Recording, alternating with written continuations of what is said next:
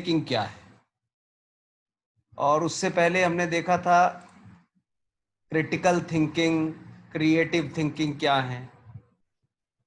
तो जितना कुछ तीनों चीज़ें देखी, चाहे वो क्रिटिकल थिंकिंग हो, चाहे क्रिएटिव थिंकिंग हो, चाहे वो डिसीजन मेकिंग हो, सब चीज़ें तीनों की तीनों कनेक्टेड हैं आपस में। और किससे कनेक्टेड हैं?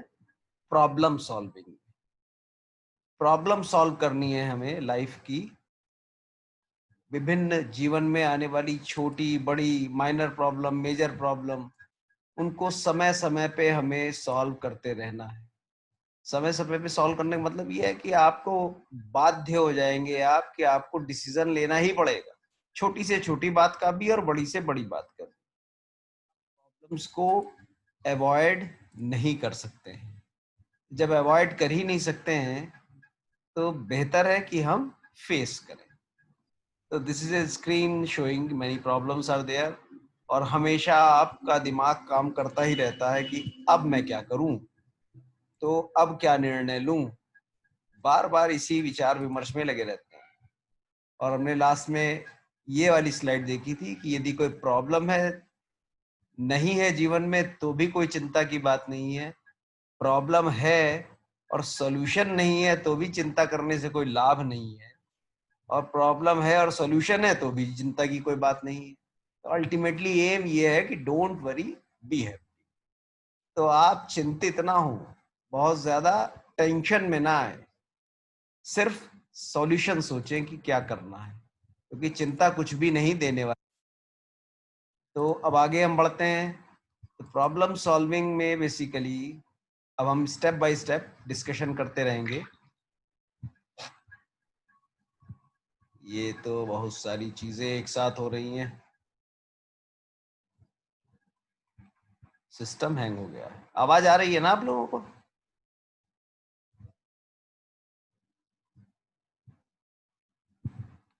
हाँ। Problem solving basically it helps us to deal constructively with the problems in our daily lives.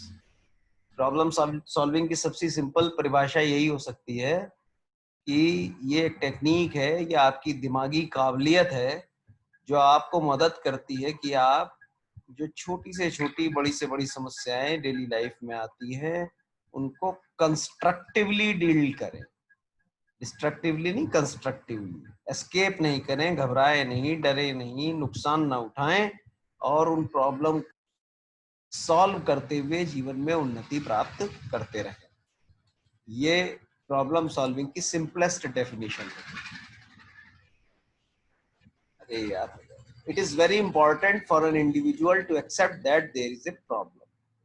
ये बेहद आवश्यक है हर व्यक्ति के लिए, क्योंकि आप कहेंगे कि ये क्या बात हुई, सभी जानते हैं प्रॉब्लम है, लेकिन जानते हुए भी लोग क्या हैं, एक्सेप्ट नहीं करते हैं कि उनकी लाइफ में कोई प्रॉब्लम चल रही है।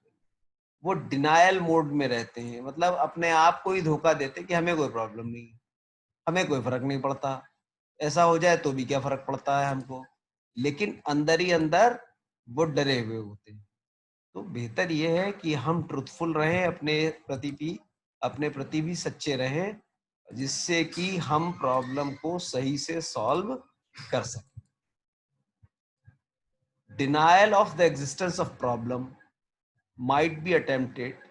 डिनायल मतलब कोई प्रॉब्लम है उसको आदमी इसलिए नकारता है, इस आशा से नकारता है कि उसे लगता है कि अगर मेरे जीवन में प्रॉब्लम है, ये बात मुझे मुझे पता लग जाएगी, ये पता होते हुए भी मैं छुपा रहा हूँ, तो मेरे अंदर नेगेटिव फीलिंग्स आ जाएगी, मैं धोखा दे दूं अपने आप को ही, खुश रहूं जबरदस्ती और घूमता फिरूं। नो, अवॉइड करने से प्रॉब्लम सॉल्व नहीं होगी। Avoidance of problem is denial of problem. Do not avoid it, face it. No matter what we feel, the problems do not go away by themselves. आप कुछ भी विचार अपने मन में रख ले कि है नहीं, हमें कोई प्रॉब्लम नहीं है, हमें कोई दिक्कत नहीं होती, हम अनपढ़ है तो क्या हुआ, हमें कंप्यूटर नहीं आता तो क्या हुआ, हम जूम ऐप पर नहीं पढ़ पा रहे तो क्या हुआ, हम तो नहीं पढ़ेंगे, हम कोई फर्क नहीं पड़ता है। This just denial, it is a problem. Lockdown हो गया है, you are not able to accept it. आप क्लासरूम में नहीं जा रहे हैं तो आपको कोई फर्क नहीं पड़ रहा है, नो, इट्स ए प्रॉब्लम। आप उसका सोल्यूशन ढूंढिए, उसका बेस्ट वे आउट निकालिए कि अब मैं क्या करूं इस अवस्था में, किस तरह से अपने लाइफ को कंस्ट्रक्टिवली आगे बढ़ाऊं। तो प्रॉब्लम है, उसको सॉल्व करना है, उसका तात्कालिक सोल्यूशन निकालना है। Difficulty admitting, acknowledging and recognising the problems. वही बात कि वो बहुत सारे लोग ऐसे हैं, आप अपने ऊपर खुद ध्यान देंगे तो आपको खुद लग जाएगा, बहुत सारी चीजें मैं भी इग्नोर कर देता हूँ। Ignorance is denial of problem. Ignore ना करें, हर प्रॉब्लम का सोल्यूशन निकालें। Once convinced about the existence of problem, it is necessary that we describe the problem. एक बार आप कन्विंस हो गए कि आपको कोई प्रॉब्लम है, तो आवश्यक है कि आप उस प्रॉब्लम को परिभाषित करें, उसको व्याख्या कर लें कि एग्जैक्टली प्रॉब्लम क्या है मुझे, ठीक है, उसको ट्रुथफुली डिस्क्राइब करें। क्या करना होगा डिस्क्राइब में? We have to list the important factors including our own needs. हमारी आवश्यकताएं क्या, उस प्रॉब्लम से जुड़े हुए कौन कौन से तथ्य हैं, कौन कौन से लोग हैं जो उससे जुड़े हुए हैं, कौन कौन से कारक हैं that could have contributed the problem, जो जिनकी वजह से ये प्रॉब्लम उत्पन्न हो रही है, और उनको क्या करें? Write down on a piece of paper, कागज के ऊपर लिख लें। छोटी छोटी प्रॉब्लम बहुत सारी आप दिमाग हो जो छोटी हैं, माइनर प्रॉब्लम्स हैं, मगर मेजर प्रॉब्लम के साथ डील करने का तरीका बेस्ट यही है, write down on the piece of paper. The problem becomes clear when written down.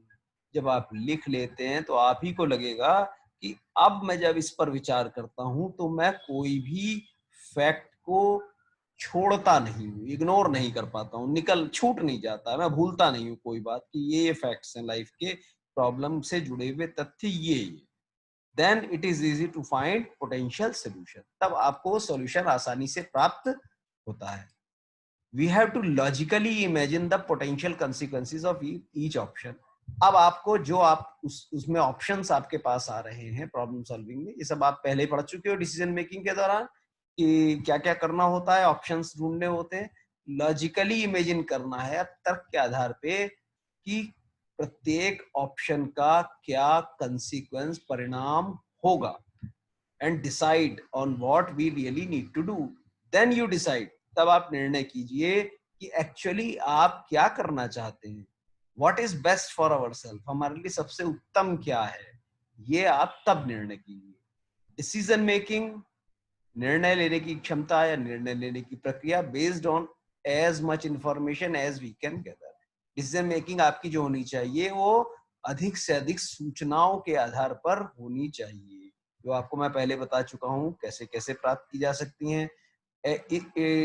As we can gather is always on an essential part of problem solving. Problem solving का वो भाग है। Decision making ही एक part है, decide ही करना है आपको, तो ऑटोमेटिकली वो एक पार्ट हो गया। अच्छा, अब एक इस बात का ध्यान रखें, नो सॉल्यूशन इज फाइनल। आप कोई भी सॉल्यूशन सोच रहे हैं प्रॉब्लम का, वो आपका लिए बेस्ट सॉल्यूशन हो सकता है, but that may not be the final solution. वो अंतिम निर्णय हो सकता है ना भी हो, या अंतिम समाधान नहीं हो। Implementing on one solution is only part of the process. किसी एक सॉल्यूशन पर जब आप काम करने लगते हैं तो वो एक जस्ट प्रोसेस का एक भाग है। आप आगे आगे बढ़ेंगे अब धीरे धीरे। क्यों? प्रोसेस में आगे क्या होने वाला है? टेस्टिंग होगी कि आपने जो सोचा था वो एक्चुअली काम कर रहा है या नहीं कर रहा। वो जो आपने आइडिया लिया था, जिस पर निर्णय आपने लिया है, वो एक्चुअली काम कर रहा है या नहीं कर रहा। नहीं कर रहा होगा तो आप कुछ और करोगे। If our solution leads to failure, ये बात ध्यान देने की है कि कोई तो है ही नहीं, और हो सकता है फेल भी हो जाए, फेलियर हो जाए, तो ये भी एक बात हो सकती है। If our solution leads to failure we should not panic. परेशान ना हो, घबराए नहीं, हड़बड़ाए नहीं। This experience of failure is essential. ये तो होना ही था, कुछ ना कुछ तो ऐसा होगा, क्योंकि आप एक्सपेरिमेंट कर रहे हो, आप नई डायमेंशंस में जा रहे हो जो आपके साथ पहले कभी नहीं हुई हैं, जिनके निर्णय आपको मालूम ही नहीं थे कि ऐसे कुछ होते हैं, होंगे। तो जो पता ही नहीं था, तो कुछ ना कुछ गड़बड़ हो सकती है, तो आप उसके लिए प्रिपेयर रहें, घबराएं नहीं। तो नए उससे क्या होगा, आप you will get new and better ideas for better solution. तो आपको उससे एक्सपीरियंस प्राप्त होगा और आप क्या करेंगे, अपने सॉल्यूशन को मॉडिफाई करेंगे, you will get a better solution. इस सिचुएशन में ये बेटर सॉल्यूशन होगा।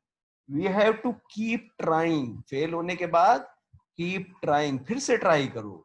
We can not achieve a breakthrough without failure. ये बात लाइन याद रखने की है कि कोई भी सफलता बिना फेलियर्स के, बिना असफल हुए प्राप्त आसानी से नहीं होती है। कठिन लक्ष्य तो कठिनता से ही प्राप्त होते हैं, तभी कठिन है।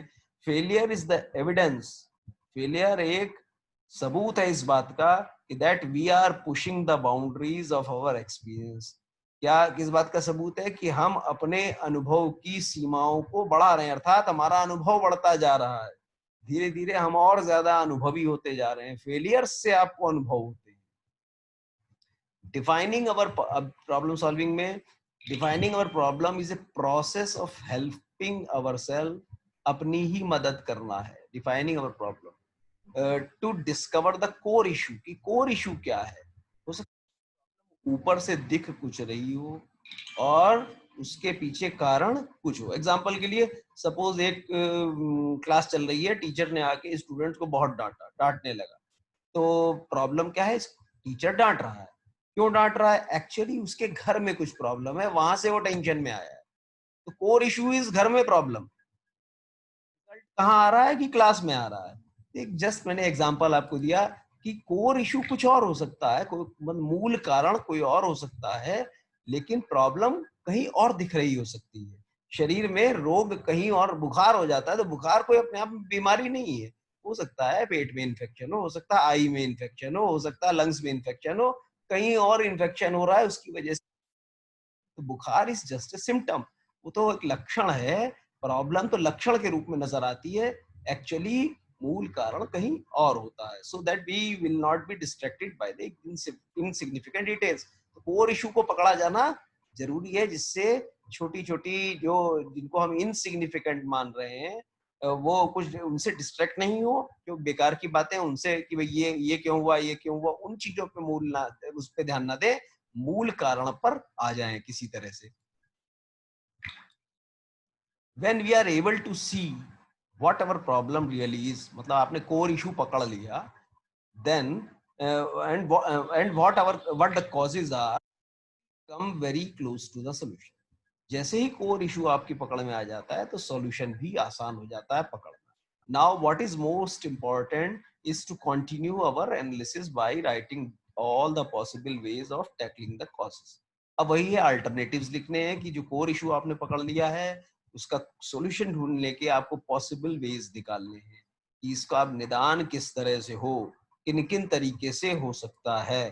क्या होम्योपैथी का हूँ या एलोपैथी का हूँ या कोई और आयुर्वेदिक पद्धति से करूं या योगा करूं या दौड़ के आया करूं, फिजिकल फिटनेस रखूं जो मेरी बीमारियां ना हो, फॉर एग्जाम्पल। तो ये आप बहुत तरीके के अल्टरनेटिव्स हो सकते हैं। अब आपको क्या करना है?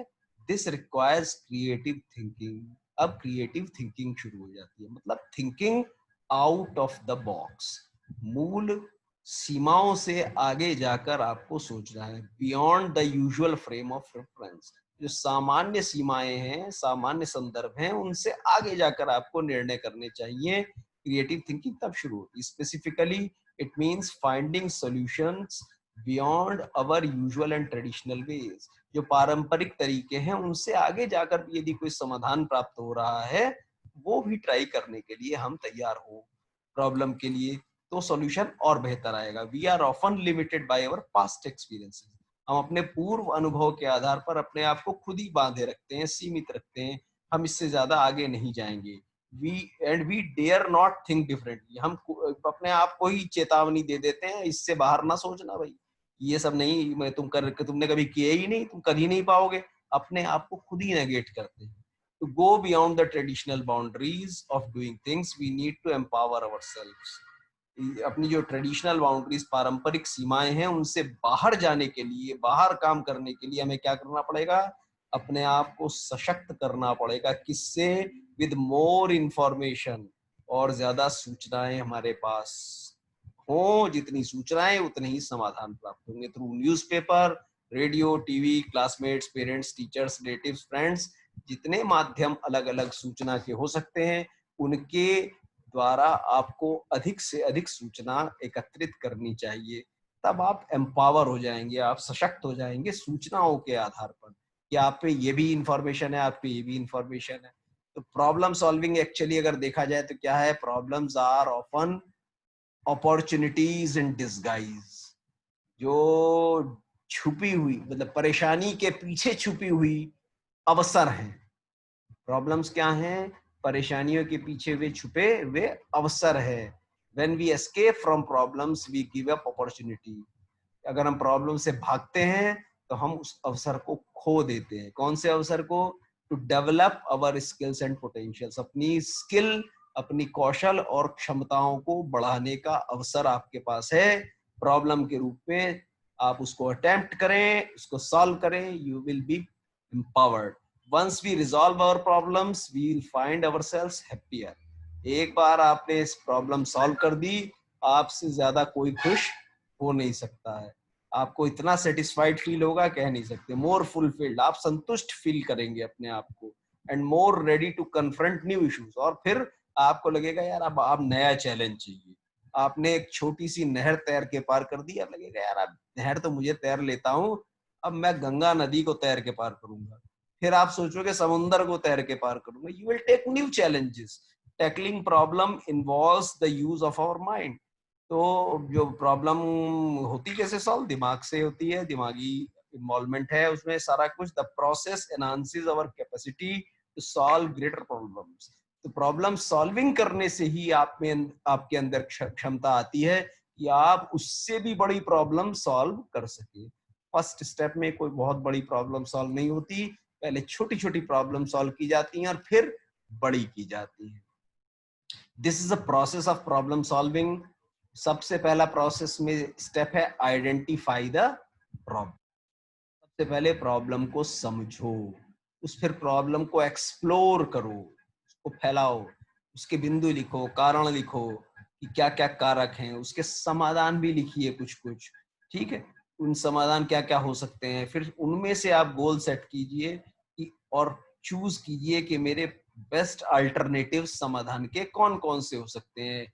वो सिलेक्शन आपने किया, उसमें से शॉर्ट लिस्टिंग करते हुए आपने सेलेक्ट किया, फाइनल सिलेक्शन किया कि फाइनली कौन सा समाधान मुझे सूट करता है मेरी सीमाओं के अंदर या सीमाओं से बाहर जाते हुए, परंपराओं को देखते हुए, आदि आदि जो मैं पहले बता चुका हूँ डिसीजन मेकिंग में। उन सबको ध्यान में रखते हुए फिर इम्प्लीमेंट करें उस सॉल्यूशन को। इम्प्लीमेंट करने के बाद भी बात खत्म नहीं होती। कीप ऑन इवैल्यूएटिंग, उसको आंकलन करते रहें कि हम सही राह पर जा रहे हैं या नहीं जा रहे हैं। नहीं जा रहे हैं तो अगेन आइडेंटिफाई इट, फिर से आइडेंटिफाई करो, फिर से एक्सप्लोर करो और रोटेट करो चीज को, फिर से चक्र को दोबारा घुमा लीजिए। ठीक है, एक और इसी में सीक्वेंस है इसी चीज का ही। Identify the problems, explore information and create ideas, दूसरा स्टेप हो गया। तीसरा सेलेक्ट बेस्ट आइडिया। चौथा build and test the idea. Idea build करो कि फाइनली मुझे क्या करने वाला है, उसको ट्राई टेस्ट कर लो, एक अगर डमी रूप से कहीं कर सकते हैं। देन टेस्टिंग में जब जाएंगे, इवेल्युएट द रिजल्ट्स। रिजल्ट्स जो आ रहे हैं उसका इवेल्युएशन करो, नहीं सॉल्व हुआ है तो दोबारा आइडेंटिफाई करो, फिर से देखिए इसी चीज को। Identify the problems, develop alternatives, select best alternative, implement it. Implementation के बाद अगर आपका सोल्यूशन वर्क कर गया है, यस तो बात ही खत्म हो गई, नहीं तो ट्राई इट अगेन। तो वही लूप मैंने कई जगह मुझे अलग अलग फिगर्स मिले तो मैंने उस तरीके से आपको शो कर दिया है। तो इसमें कोई एग्जाम तो होना नहीं है, लेकिन दिमाग में बैठाने की बात है कि क्या करना है प्रॉब्लम सॉल्विंग में, क्या स्टेप्स हमें ध्यान में रखनी है। Things to remember while solving the problem. अब कौन कौन सी बातें ध्यान में रखने की हैं? सबसे पहले, it is very important to realise that you have a problem, understand the core of it. सबसे पहले मानो कि प्रॉब्लम है, रियलाइज करो, विश्वास करो। प्रॉब्लम को समझने के लिए उसे लिखा लीजिए अच्छे से। फिर उसके कोर इश्यूज में चले जाइए कि इसके कारण क्या हो सकते हैं। Understanding the problem will give you a way to find a solution. वही बात जो मैं पहले भी कह चुका, explore the possible options and put to use your friends creative and critical thinking. मतलब तुम्हारा फ्रेंड क्या है इस टाइम ऑप्शंस को एक्सप्लोर करने में? Your creative thinking and critical thinking. इस इन दोनों का इस्तेमाल करते हुए ऑप्शंस तलाशिए। Try it. अभी तो कागज पे ही कर रहे हो, कीप राइटिंग, लिखते तो जाओ। जो आइडिया आ रहा है लिख लीजिए, जो आइडिया आ रहा है लिख लीजिए। It may be the absurd idea, हो सकता है आपको लगे कि बड़ा बेवकूफी की बात सोच रहा हूं मैं, लेकिन उस टाइम उसको लिख लीजिए, जिससे आपके पास नंबर ऑफ ऑल्टरनेटिव्स हो जाएंगे। और हो सकता है भविष्य में आप कुछ ऑल्टरनेटिव्स को मिलाकर कोई नया ऑल्टरनेटिव बना ले। अब क्या करें? जो ऑप्शंस आपने लिखे, प्रायोरिटाइज योर ऑप्शंस, मतलब उनको वे करें, उनको तोलें कि भाई किससे क्या होने वाला है। फिर उनकी प्रायोरिटी दे दें, उनमें नंबरिंग कर दो कि इसको 10 में से 10 नंबर मिलते हैं, इसको 10 में से 7 मिलते हैं, इस ऑप्शन को। फिर उनको 1 2 3 4 कर लीजिए और टॉप 5 देखिए कौन से तरीके निकल के आए आपके पास जो प्रॉब्लम को सॉल्व कर देंगे। Implementing is your solution, part of testing process. जो इम्प्लीमेंट आप करने जा रहे हो वो जस्ट एक टेस्टिंग मात्र है। ये मत सोचिए कि ये मेरा फाइनल सॉल्यूशन है, बाकी सॉल्यूशंस को मुझे अब भूल जाना चाहिए। हो सकता है वो जो सॉल्यूशन आपने सोचा था उसमें कोई फैक्टर आपका सोचने से रह गया जो बिल्कुल बियॉन्ड योर कंट्रोल था, या स्किप हो गया, जिसकी वजह से वो सॉल्यूशन एकदम ही फेल हो जाए, तो आपको दूसरे सॉल्यूशन पे जाना पड़े। इसको हम कहते हैं कंटिंजेंसी प्लान, कोई ना कोई तैयार होना चाहिए। तो अभी इन्होंने 5 बेस्ट वेज निकाल लिए, एक आपने इम्प्लीमेंट किया तो 4 कंटिंजेंसी प्लान है, plan B, plan C, plan D.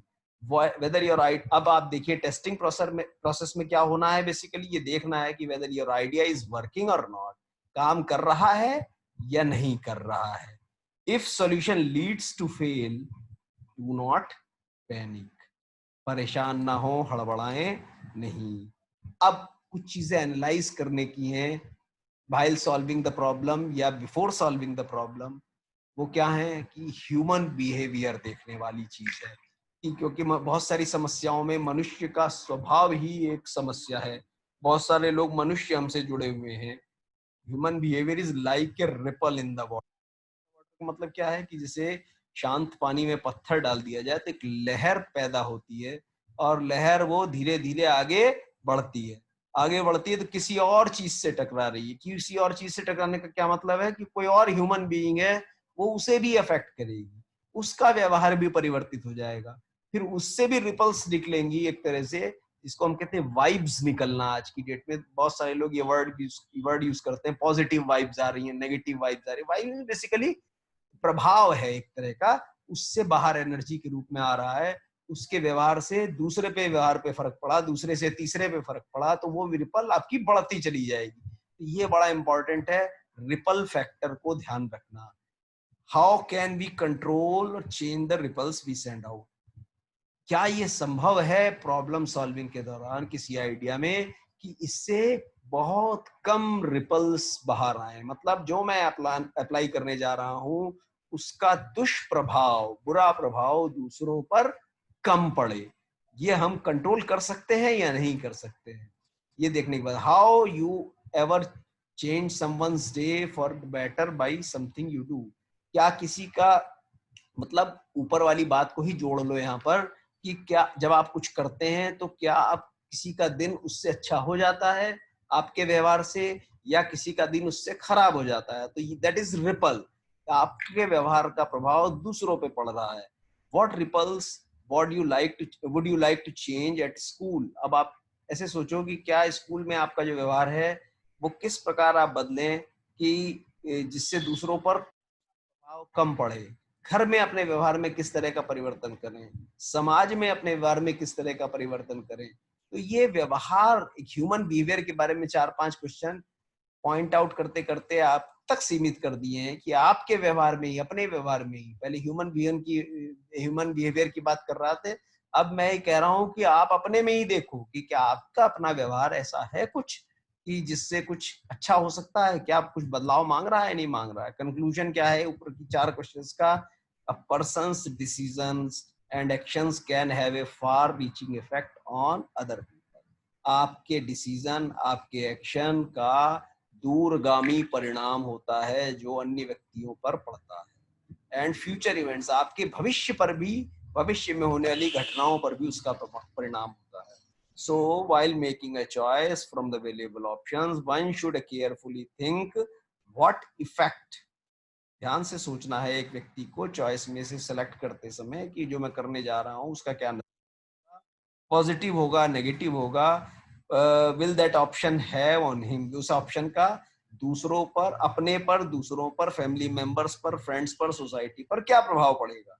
One should avoid choosing options which can cause negative effects, ऐसा ऑप्शन सेलेक्ट ना करें जिसका दुष्प्रभाव दूसरों पर ज्यादा पड़ रहा है, अपने पर भी या दूसरों पर भी। Critical and creative thinking skills can help a person in making good decision। तो एक अच्छा डिसीजन लिया जाना बेहद जरूरी है जिसमें ये आपकी ये दोनों qualities, critical thinking, creative thinking skills आपकी काम आने वाली हैं। एनालाइज करते समय ऐसी 3-4 क्वेश्चंस आपके सामने फिर रख रहा हूं।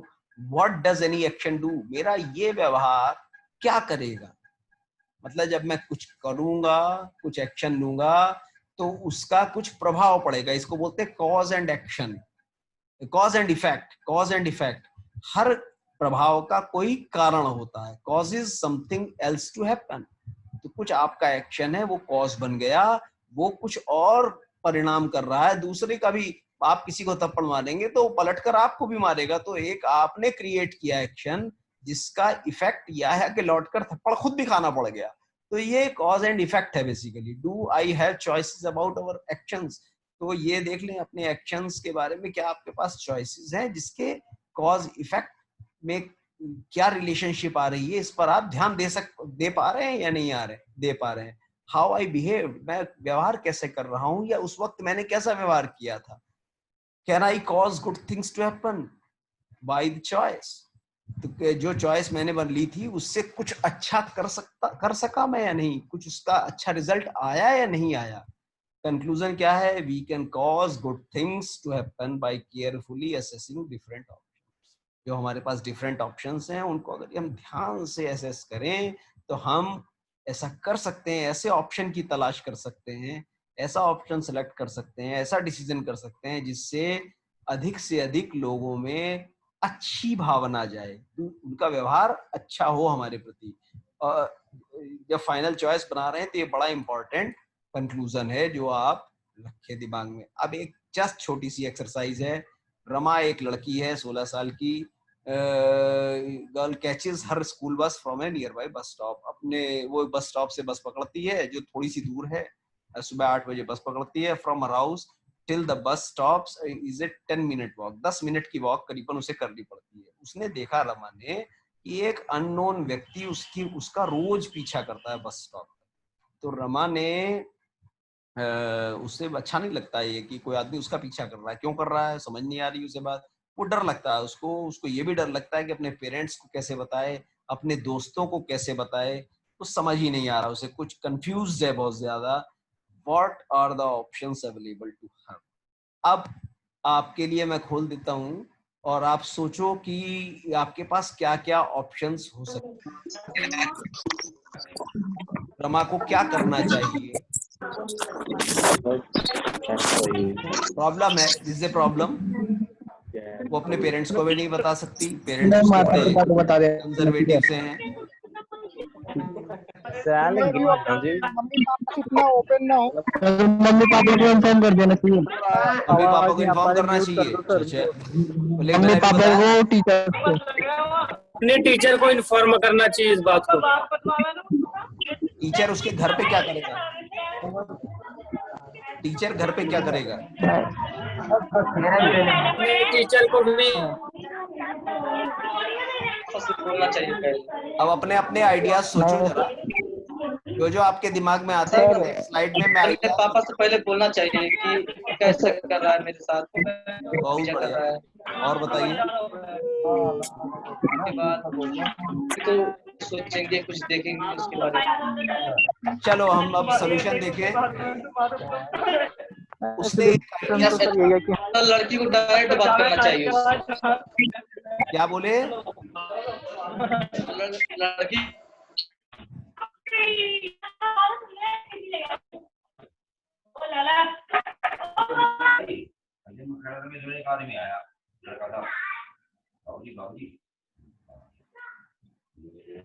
हाँ, देखो पहला ऑप्शन उसके दिमाग में आया कि मैं थोड़ा जल्दी चली जाऊं, थोड़ा जल्दी निकल जाऊं स्कूल के लिए, लीविंग अर्ली, या थोड़ा लेट जाऊं, समय बदल लेती हूँ अपना। But then she would miss her bus. उसे लगा कि अगर लेट जाऊंगी तो बस हो सकता है छूट जाए, जल्दी जाऊंगी तो जल्दी जाके मुझे वहीं खड़ा होना पड़ेगा बस स्टैंड पर, 10 मिनट वेट करना पड़ेगा, बस तो अपने टाइम से ही आएगी। ये ऑप्शन उसे काम नहीं आया, उसने वे किया इस ऑप्शन को। ये बात जम नहीं रही है कि जल्दी जाऊं तो समस्या, कि मुझे 10 मिनट फिर वहीं बस स्टैंड पर वेट करना पड़ेगा, और बस स्टैंड पर भी वो आज आके खड़ा हो जाएगा, फिर मेरे लिए कंफर्टेबल सिचुएशन नहीं रहेगी। नेक्स्ट उसने सोचा she tries a different route. उसने सोचा कि यार मैं दूसरा रास्ता पकड़ती हूँ, इस रास्ते को बदल लूं। लेकिन उसे लगा कि एक रास्ता बदलूंगी तो ये तो शुरू से ही मुझे फॉलो करता है, ये क्या करेगा, वहां भी फॉलो करेगा, हो सकता है ये फिर से पीछे पीछे करे। गेट से निकल, घर तो मेरा यही है, घर थोड़ी बदल सकती हूँ, निकलती तो घर से ही हूँ, यहीं से निकलूंगी तो प्रॉब्लम हो जाएगी, ये फिर पीछा करेगा मेरा। फिर उसने सोचा कि she thinks confronting the man, कि भाई चलो इस व्यक्ति को आज देख ही लेती हूँ, आज इसे चप्पल लगाती हूँ अच्छे से। But is not very happy. ये भी उसे लगा यार कि इसके परिणाम कुछ और भी हो सकते हैं, हो सकता है कुछ मुझे ही चोट खा जाऊं, या वो मेरे खिलाफ कोई आपराधिक गतिविधि कर दे, कुछ और घटना कर दे मेरे साथ। ये भी उसे घबराहट हुई कि ये भी डिसीजन उसे सही नहीं लगा। फाइनली उसने क्या किया, जो उसका भाई था, उसके उम्र का ही था, उसने कहा कुछ किसी को बताने की जरूरत नहीं, भाई से कहते तू बस अपने भाई को कहा कि मुझे बस स्टॉप तक रोज छोड़ाया कर, बस सिंपलेस्ट वे। और ये आइडिया उसका काम कर गया। तो उसने जस्ट एक छोटी सी एक्सरसाइज, प्रॉब्लम सॉल्विंग, उसने 4 ऑप्शंस देखे, चारों ऑप्शन को वे किया, और उसे बेस्ट ऑप्शन क्या लगा कि अपने भाई को उसने कहा कि तुम करो वहां पर। भाई को भी कोई दिक्कत नहीं, उसे समझ में नहीं आएगी क्या क्यों नहीं होगा, ठीक है चलो छोड़ दूंगा, 10 मिनट की तो वॉक है, मेरी वॉक हो जाएगी, इसको छोड़ाऊं। तो सिंपल सोल्यूशन उसने, this is problem solving activity, simple सी एक्टिविटी है जो एक डेली लाइफ की प्रॉब्लम सॉल्व हुई उसकी, उसके अपने निर्णय करने के तरीके से। ये मतलब नहीं है यहाँ पर कि ये बेस्ट सॉल्यूशन था, मतलब सिर्फ यही है कि ये उसे बेस्ट लगा, और उसने अपनी प्रॉब्लम सॉल्विंग के लिए 4 ऑप्शंस निकाले, और 4 में से एक उसने सिलेक्ट किया after weighing all the options. और कोई लड़की होती या कोई और व्यक्ति, आप में से कोई और इस प्रकार की समस्या का कोई और भी ऑप्शन निकाल सकता है, और इससे हो सकता है वो बेटर भी हो, सिचुएशन हो सकता है उससे बेटर हो, मगर ये एक सिर्फ एक्टिविटी थी। तो ये प्रॉब्लम सॉल्विंग का एंड करते हैं यहाँ पर। Tough times never last, but tough, मतलब समय कभी ऐसा नहीं है कि खत्म हो जाता है। खराब समय आते ही रहते हैं, मगर जो सख्त लोग होते हैं, टफ पीपल होते हैं, वो हमेशा बचते हैं, हमेशा उस खराब समय को भी निकाल कर ले जाते हैं। Life is 10% what happens to us and 90% how we react to it. 10% life ये है कि जो हमें क्या हो गया, हमारे साथ ये हो गया, हमारे साथ ये हो गया, हमारे साथ ये हो गया। लेकिन 90% लाइफ वो है कि हमारे साथ जो हो रहा था उसमें हमने क्या किया, हमने कैसे रिएक्ट किया। 90 लाइफ उन बातों पर निर्भर करती है कि आपने क्या परफॉर्म, आपने किस तरह से रिएक्ट किया, आपने क्या डिसीजंस लिए, आपने क्या प्रॉब्लम सॉल्विंग के लिए किया। अपने आप सब कुछ चीजें नहीं हो रही हैं, 10% चीजें हैं जो आपके कंट्रोल से बाहर हैं, वो अपने आप हो जाती हैं। लेकिन 90% चीजें आप अगर लाइफ में देखें तो वो वही हैं जो आपके निर्णयों पर निर्भर करती हैं। Next is goal setting and planning effectively.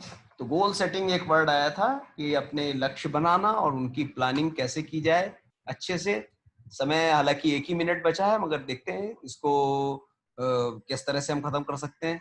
अब कुछ गोल्स है, जैसे Prakash wants to do well in try out and, एक गोल है प्रकाश का कि वो क्रिकेट टीम ज्वाइन करना चाहता है, उसके पहले कुछ ट्रायल्स हो रहे हैं, उन ट्रायल्स को वो अच्छे से कंप्लीट करना चाहता है। Devkashi need B on her mathematics, B grade चाहती है Devkashi, test to go on the field trip next week. जो मैथमेटिक्स का टेस्ट है उसमें बी ग्रेड अगर उसको आ जाएगी तो उसको फील्ड ट्रिप में जाने का, ये देवकाशी का गोल हो सकता है। Tejinder has been saving money to buy a new part of his bike, अपनी बाइक का कोई पार्ट खरीदना है, उसे नया कुछ लगवाना है, डेकोरेट कराना है, तो तेजिंदर ने एक गोल बना लिया कि पैसा बचाओ और ये मुझे इस बार करना है, इस महीने ये काम करना ही करना है। तो तेजिंदर ने ये गोल बना दिया। गोल क्या है? Basically something to do, some place to go, something to have, कुछ हम करना चाहते हैं, कहीं जाना चाहते हैं, कुछ पाना चाहते हैं, ये गोल्स हैं।